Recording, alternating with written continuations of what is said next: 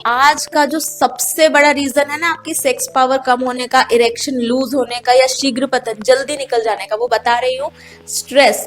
چند کھجوریں، کچھ بادام اور تھوڑا سا شہد، یہ تینوں چیزیں مل کر فوری اور دیرپا توانائی فراہم کرتی ہیں، اور وہ بھی بغیر کسی کیمیکل کے.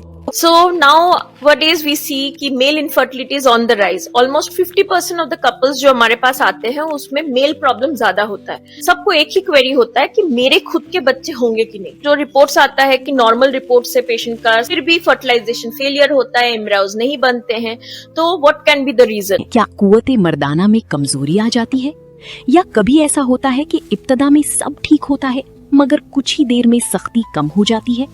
اور کیا آپ بار بار مختلف ڈاکٹروں یا حکیموں کے چکر لگا کر بھی مکمل تسلی حاصل؟ مردوں میں ٹیسٹوسٹیرون کی کمی جسمانی طاقت اور مردانہ خصوصیات کو متاثر کرتی ہے. جب جسم کے ٹیشوز اپنی لچک کھونے لگتے ہیں یا اسموتھ مسلز صحیح طرح کام نہیں کرتے، خاص طور پر اس وقت جب ٹیسٹوسٹیرون کی مقدار کم ہو جائے، ایسے میں ڈوپامین کم ہو جاتا ہے، پرولیکٹن بڑھ جاتا ہے اور جنسی رد عمل بھی کمزور پڑنے لگتا ہے. اب ذرا خود سے 3 سادہ سوال پوچھیں. کیا آپ کو اکثر تھکن اور کمزوری محسوس ہوتی ہے؟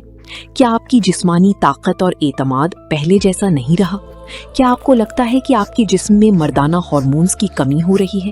اگر ان میں سے کوئی بھی بات آپ سے متعلق ہے تو یہ معلومات آپ کے لیے اہم ہو سکتی. 40 سال کی عمر کے بعد یہ 3 وٹامنز بہت ضروری ہو جاتے ہیں. وٹامن D3 جو ٹیسٹوسٹیرون کو سپورٹ دیتا ہے، وٹامن B12 جو اعصابی نظام اور توانائی کے لیے لازمی ہے، اور وٹامن C جو خون کی گردش کو بہترین بناتا ہے.